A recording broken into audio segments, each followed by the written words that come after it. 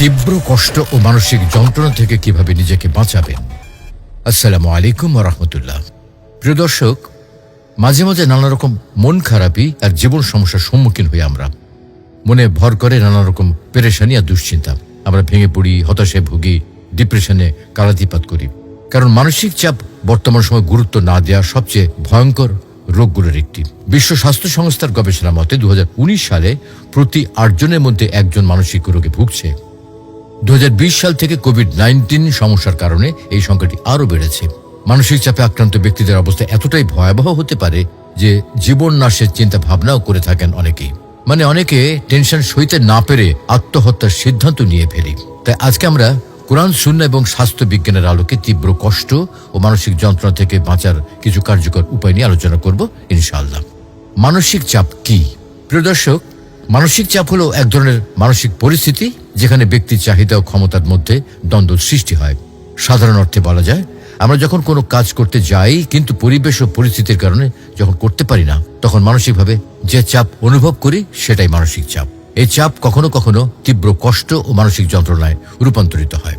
মানসিক চাপের কারণে একজন ব্যক্তির শারীরিক ও মানসিক স্বাস্থ্যের উপর নেতিবাচক প্রভাব পড়ে। এতে করে সে বিভিন্ন ধরনের সমস্যার সম্মুখীন হয়। মানসিক চাপ এক একজনের জন্য এক এক রকম হতে পারে। উদাহরণস্বরূপ বলা যায়, একজন ব্যক্তি তার চাকরি হারানোর কারণে মানসিক চাপের শিকার হতে পারে। এক্ষেত্রে তার মধ্যে অনিদ্রা, উদ্বেগ এবং হতাশার মতো অনুভূতির ছাপ লক্ষণীয় হবে। অন্যদিকে একজন মা তার সন্তানের অসুস্থতার কারণে মানসিক চাপের শিকার হতে পারে।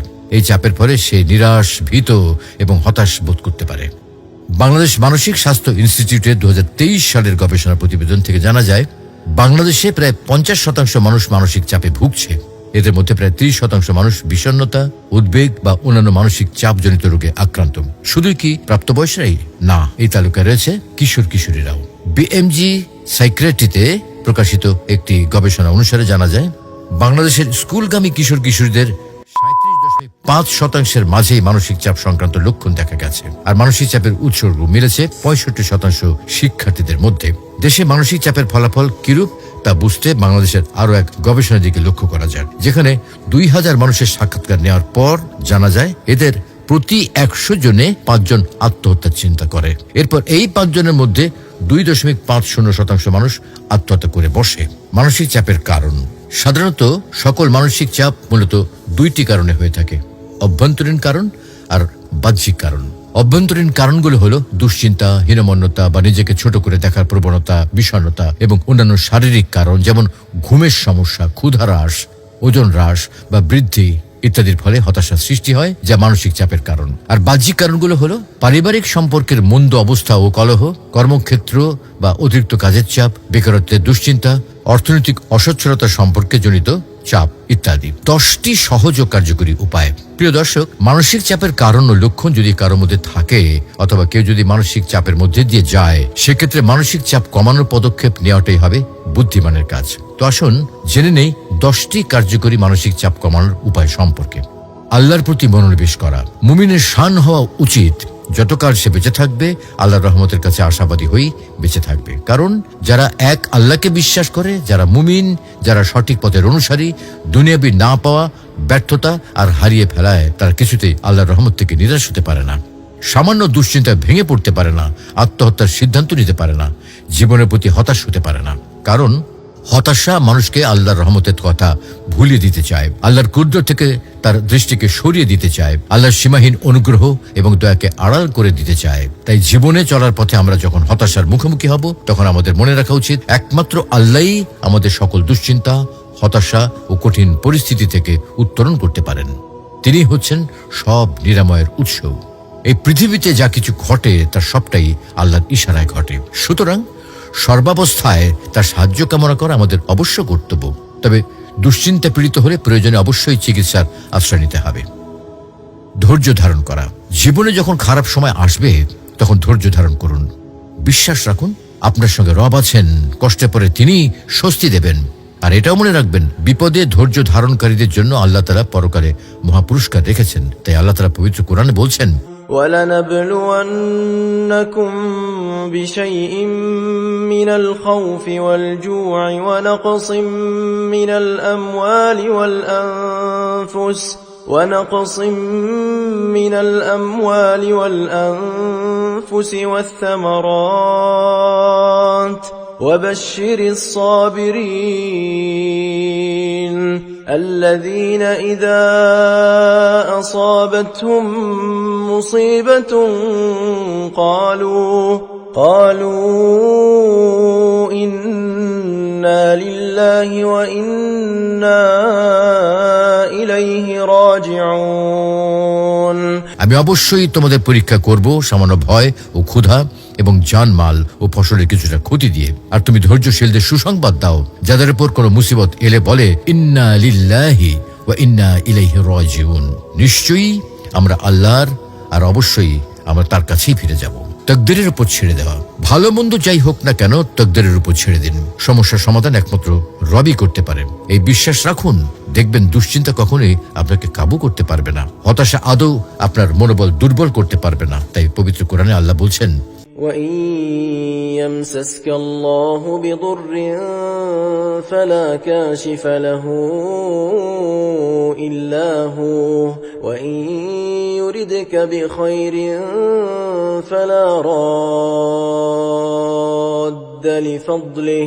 যদি আল্লাহ তোমাদের উপর কোনো কষ্ট আরোপ করেন তবে তিনি ছাড়া তা মোচনকারী আর কেউ নেই। আর আল্লাহ যদি তোমার মঙ্গল চান তাহলে তার অনুগ্রহ রদ করার কেউ নেই। বিপদে আল্লাহকে ডাকা, আল্লাহ ছাড়া কেউ বিপদ থেকে মুক্তি দিতে পারে না। তাই বিপদ আপদ, চিন্তা পেরেশানির সময় বেশি বেশি দোয়া করা উচিত, বিশেষত দুশ্চিন্তা ও মানসিক অস্থিরতা থেকে নাজাতের উদ্দেশ্যে হাদিসে বেশ কিছু দোয়ার শিক্ষা দেওয়া হয়েছে। এই দোয়াগুলো বেশি বেশি পড়ুন। রাসূলুল্লাহ সাল্লাল্লাহু আলাইহি ওয়াসাল্লাম বলেন, আমি এমন একটা দোয়া সম্পর্কে অবগত আছি, কোন বিপদগ্রস্ত লোক তা পাঠ করলে আল্লাহ তাআলা তার সেই বিপদ দূর করে দেন। আর সেটা হচ্ছে আমার ভাই ইউনূস আলাইহিস সালামের দোয়া। দোয়াটি হলো লা ইলাহা ইল্লা আনতা সুবহানাকা ইন্নী কুনতু মিনাজ জালিমিন। অর্থাৎ, হে আল্লাহ, আপনি ছাড়া কোনো সত্য উপাস্য নেই, আমি আপনার পবিত্রতা বর্ণনা করছি, নিঃসন্দেহে আমি জালিমদের অন্তর্ভুক্ত। চিন্তায় পরিবর্তন আনা, দুনিয়ার চাকচিক্য আর অঢেল বিত্ত বৈভবের কথা না ভেবে চিন্তার মোড় ঘুরিয়ে নিজের চেয়ে নিম্ন আয়ের মানুষদের অবস্থা দিকে তাকান। ভাবুন আল্লাহ আপনাকে তার থেকে কতটা ভালো রেখেছেন। প্রখ্যাত সাহাবী হযরত খাব্বাব রাদিয়াল্লাহু তাআলা আনহু বলেন, আমরা রাসূলুল্লাহ সাল্লাল্লাহু আলাইহি ওয়াসাল্লামের কাছে অভিযোগ করলাম এই অবস্থায় যে তিনি কাবা ঘরের ছায়ায় একটি চাদরে ঠেস দিয়ে বিশ্রাম নিচ্ছিলেন। আমরা বললাম, আপনি কি আমাদের জন্য আল্লাহর কাছে সাহায্য চাইবেন না? আপনি কি আমাদের জন্য দোয়া করবেন না?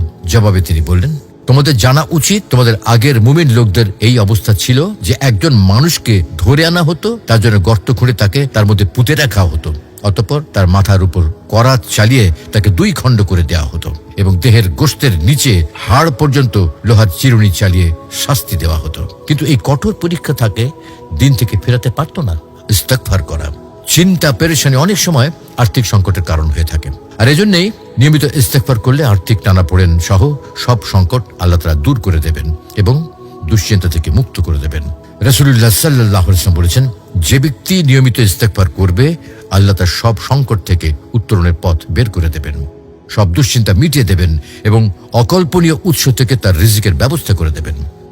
সুধারণা পোষণ করা, আল্লাহর ব্যাপারে সুধারণা পোষণ করুন, তার উপরে ভরসা রাখুন, আশা রাখুন যে তিনি আপনাকে আপনার দুরবস্থা থেকে নাজাত দেবেন। আল্লাহ তাআলা বলেন, আমি আমার বান্দার ধারণা অনুসারে তার সাথে আচরণ করি, সে যদি আমার ব্যাপারে ভালো ধারণা করে তবে তার জন্যই, আর সে যদি আমার ব্যাপারে খারাপ ধারণা করে তবে তাও তার জন্য। প্রিয় দর্শক, এতক্ষণ ধরে যে কাজগুলোর কথা বলা হলো তার পাশাপাশি আমরা আরো কিছু কাজ করতে পারি। যেমন কিছুক্ষণের জন্য ব্রেক নিন। অতিরিক্ত কাজের চাপে যখন অবসাদ চলে আসে, মানসিক চাপ অনুভব হয়, তখন কিছু সময়ের জন্য সবকিছু থেকে ব্রেক নিন। মানসিক স্বাস্থ্য বিশেষজ্ঞ ডক্টর মনিক টেলো বলেন, যদি খুব বেশি চাপ অনুভব করেন তবে প্রকৃতির কাছে চলে যান। প্রকৃতির কাছাকাছি থাকলে আমাদের মন সতেজ থাকে, নতুন নতুন বিষয় ও মানুষের সাথে পরিচিত হলে আমরা দুশ্চিন্তা থেকে দূরে থাকতে পারি। যারা ভ্রমণ পিপাসু মানুষ আছেন তাদের অধিকাংশই বিভিন্ন ধরনের মানসিক সমস্যা থেকে মুক্ত।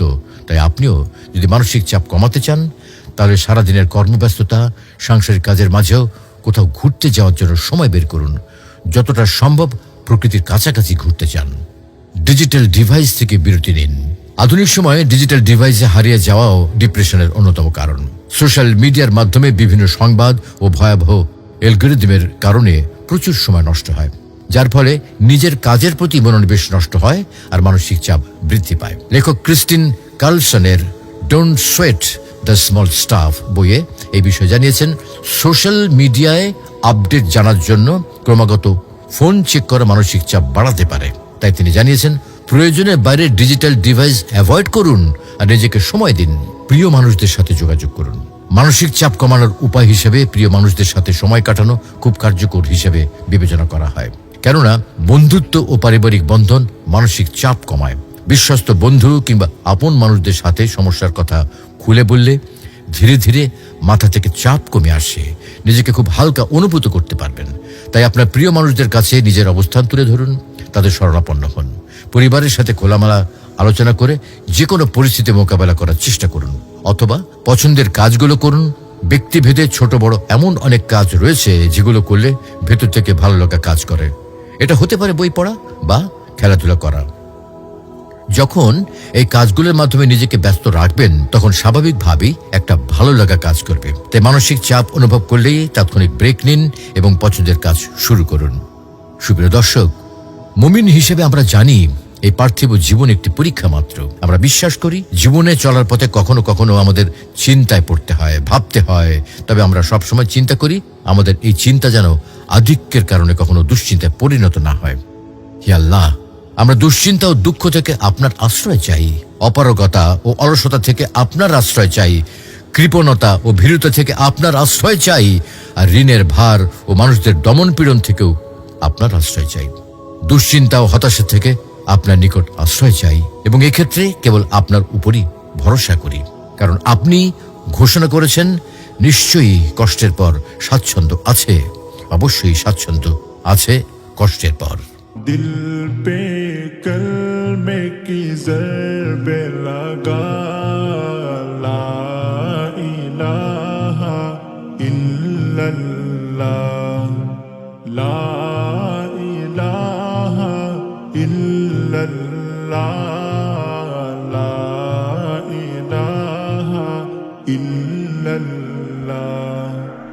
दिल पे कलमे की ज़रबे लगा, ला इलाहा इल्लल्लाह, ला इलाहा इल्लल्लाह, ला इलाहा इल्लल्लाह।